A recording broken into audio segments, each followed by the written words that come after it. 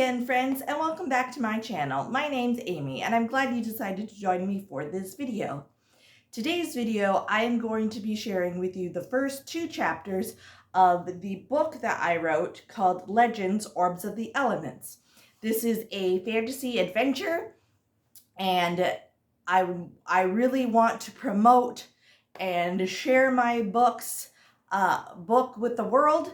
To be honest with you, my sales aren't as great as they could be, so I am going to be reading this entire book, hopefully probably just doing 2 chapters at a time, to share with the world so you can get a good feel for the book. I will leave all the information to purchase the book if you are interested after the video, after I finish reading. It would just mean so much to me if you've read this book to spread the word to other readers, or if you know anybody that you yourself are not a reader, but if you know anybody that does love to read fantasy and adventure, please send them my way. Tell them about my book. That would be so helpful. I am going to be working on promoting it.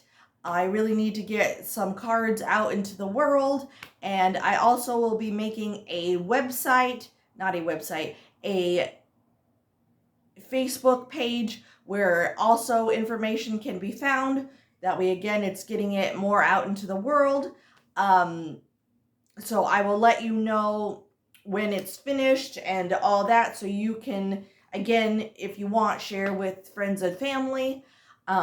So without further ado, sit back, get a cup of coffee, tea, get a snacks, and let's just jump right into this story. Legends, Orbs of the Elements by Amy Anderson.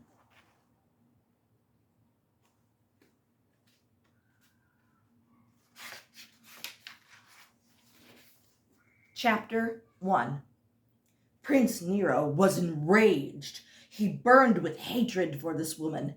How could she deny him? At that moment, he made up his mind. There would be war.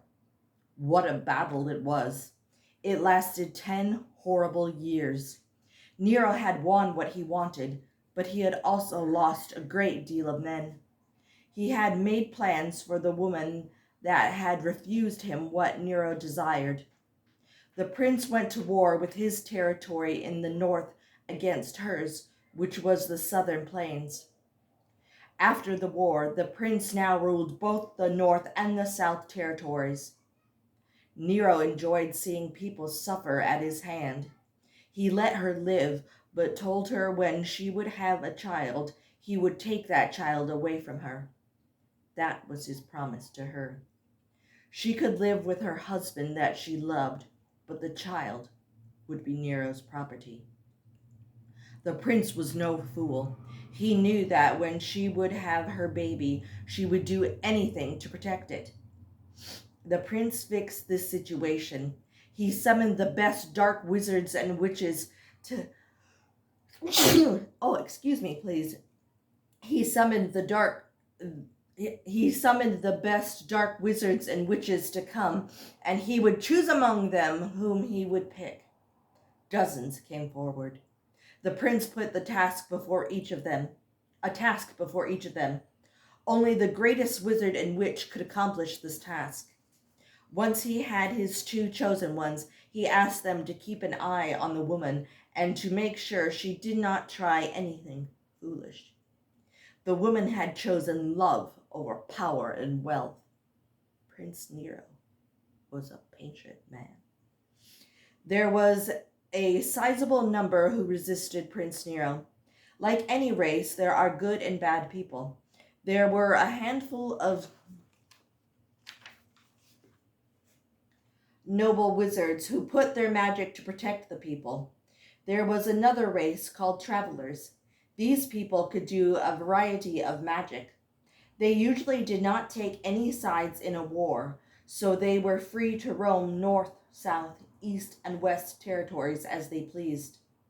Travelers decided to fight with Prince Nero because they usually had a weakness for riches. By the time they realized that their homes too were being taken by Nero's soldiers, they turned on him. Unfortunately, the damage had been done. As punishment, Nero told his wizard and witch to drain and weaken the travelers' powers to do magic forever. One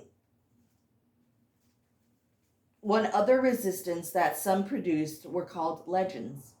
They were the first group of travelers who were alone in the world. They made it their duty to learn everything they could about Prince Nero. In time, their children were taught how to fight and how to use magic. One of Nero's men discovered them and brought them to the prince. The man who discovered them asked if the prince was going to kill them. Nero could see they were fighters, all ready to die to try to stop him. For now he had tasted victory and wanted to be king of it all. He wanted the western and eastern territories. Instead of killing the travelers, Nero made them his guards and of his fortress. It was a humiliating task for them. The prince did this so he could keep an eye on the travelers. A vast number eventually were killed to allow a family of 3 to escape. Time passed, and the people who were called legends were forgotten. A faint handful knew that not all had died. In a secret place called the Sanctuary, they continued to teach their children the ways of the legends. When they had reached the age of 17, they were branded with a small letter L on their neck. They also bore tally marks on their arms and legs to show how many kills they had made. A servant heard a rumor in Nero's fortress and came to the sanctuary. The older legends asked what the lady had heard. Only the pure of heart could enter the sanctuary.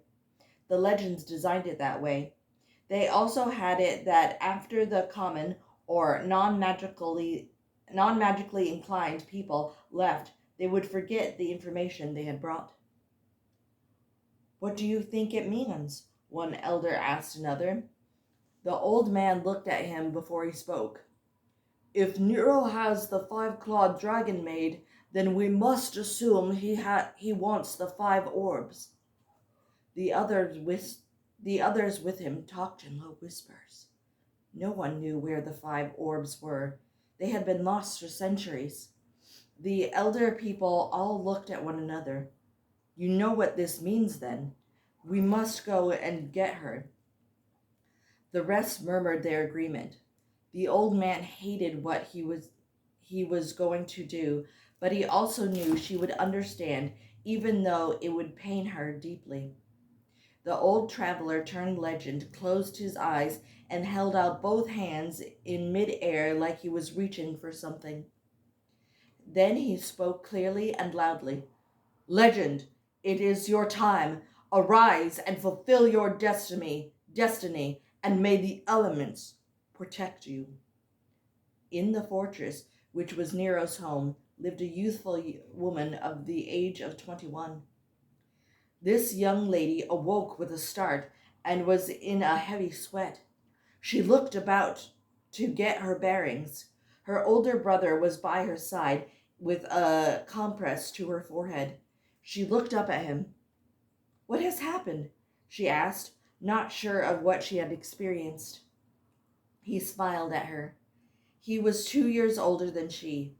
He mopped her brow before he answered. "You have been called by the legends. Mother and father are currently getting our things ready." The younger sister nodded and made herself get up. Her family had been the ones who had sneaked out of the fortress a while back. She was in her mother's womb during that time. They were now back in the fortress. The reason was to get a few things they needed, or rather what their daughter and son would need. The mother and father both read the stars and knew and knew what their fate would be. They had let their daughter rest for several hours as the brother and sister came to their parents. The sound of alarm bells erupted. The older brother took action and grabbed his sister by the arm and ran. It took everything she had to keep up with him. "What about mother and father?" she asked, and turned back in an attempt to assist her parents. Guards now stood in the family's way. The mother and father put up both of their hands together. They spoke as one. "Go now, and may the elements protect you both." They lowered their hands, and the daughter cried back, "No! Let me help you!" In a flash, they were suddenly transported onto horses in front of the fortress. The brother led the way deep into the distant forest. Once they were safe, he looked at his sister. "Please don't look at me like that, Castilia. I saw them read their fate in the stars the other day." The sister seemed more upset with him rather than the fact their parents were most likely dead. "How could you not stand and fight with them, Jacob?"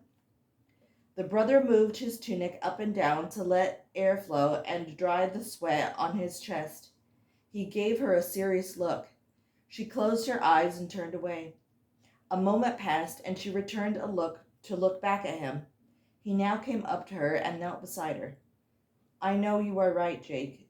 It's I always thought you would be the one the legends would call." Castilia only used the name Jacob when she was frustrated with him. Jake didn't seem burdened by it as she felt. "My sweet sister, who am I to say who gets called? Rest assured, I too have a course of action to take by the legends as well." He paused, then continued, "Don't worry, mother and father's spirits are free, and they will always be here with us. You know that," Jake said in a teacher-like way. Castilia nodded. She now had a question for her older brother and boldly asked, "What then is your task or quest the legends have asked of you?" He looked out of their hiding location before he answered, That is only for me to know, little one. You will stay here for the remainder of the night." He paused and looked at her. "In the morning I will be gone, but do not come looking for me. Head to the western plains. The legends told me this to tell you while you slept." Castilia, which means castle, sighed deeply. While she was sleeping, the legends in a dream told her the same thing. Her older brother had red hair and freckles. His body was built lean and swift. She had hazel hair and dark brown eyes. The horses they had ridden had tattoos printed on their necks. Castilia rode a gray horse, while Jake rode a black horse. Of course, his horse's tattoo was in white ink so that it was visible. The siblings both settled down for the night. Back in the fortress, Prince Nero, who could only be king if he captured all the territories, was looking at the several men he had lost and 2 others who were among them. "Lincoln! Riva! Explain this to me!" he barked out harshly. Both wizard and witch came up next to him. Nero was looking at the 2 corpses of Castilia and Jake's parents on the floor. Lincoln spoke first.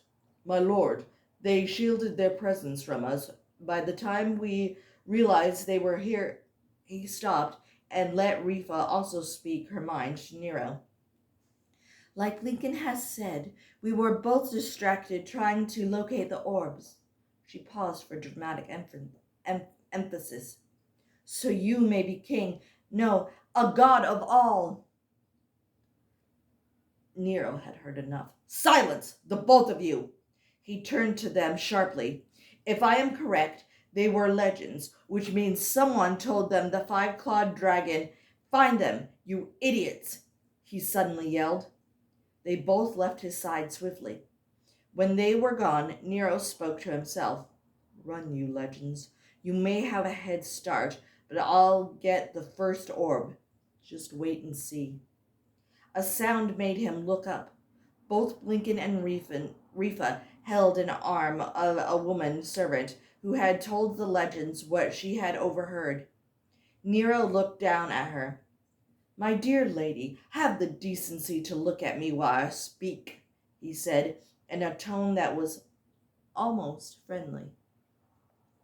Almost. He drew out his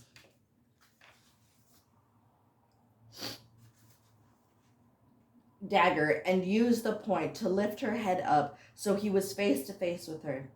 Something then seemed to take hold of her. She spoke boldly. "You will never get all the orbs. An unexpected warrior will rise up and defeat you, Prince Nero. Beware of the one who bears the letter on her neck." The prince was just about to slash her throat when the woman's body began to shake uncontrollably until Blinken and Rifa had to let go. As soon as they did, a ghostly figure emerged. It was hard to tell if it was male or female. It looked at Nero and said, "It will not work. You have learned black magic well, but it will only make you suffer more." With that, the ghostly figure vanished like a comet. The prince now forcefully slashed the woman's neck, and she fell dead, never to rise again. Nero stepped over the lifeless body and came close to the wizard and witch who worked for him. "Listen well, both of you, for if you fail, it means death. I want you to find the woman and the unexpected warrior and kill them. Now get going." He held them tight in his grip until the last second when he released them. Once they were out of sight, he thought to himself, after the woman and unexpected warrior are out of the way, he couldn't have any problems finding the orbs. Just then, his captain came in. "My lord, orders," the captain said. Nero smiled and faced the man. "Have your men search the area. Tell the villagers there will be a reward for anyone who brings me a live woman who is a legend and proves to be valuable. That is all." The captain nodded, bowed, and left to do his duty to the prince.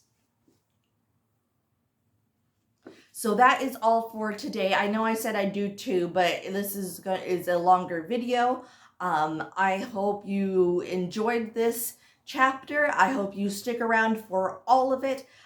If you are interested in reading this book on your own or reading along with me, it can be found at Amazon.com, BarnesandNoble.com, Apple iBooks, and lots of other places online. That would mean so much to me. Thank you so much for watching, and I will see you tomorrow for Chapter 2. Bye-bye for now, everybody.